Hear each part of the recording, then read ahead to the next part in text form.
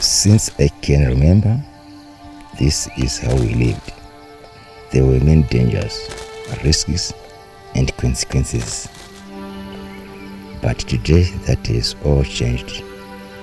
I can feed and educate my family without all the worries that I used to live with.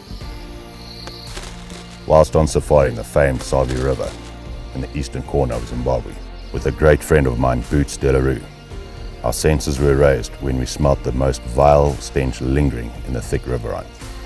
Investigating a little further, we found the remains of a decaying buffalo bull that had been snared by a relatively large cable snare. The incomprehensible thought of how this animal had suffered through the slow and gruesome death rushed through our minds. We immediately combed the area for any more of these cable snares. We decided that once we were back in camp, we would start brainstorming ideas on how we could stop this common, merciless, and inhumane practice. We needed to get to the root of the problem and figure out a way in which to incentivize poachers to stop poaching.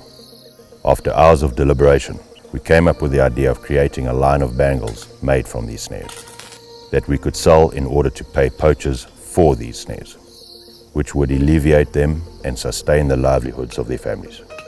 We came up with a project model to pay it forward.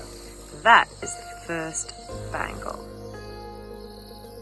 And this is where Wired for Wildlife was born.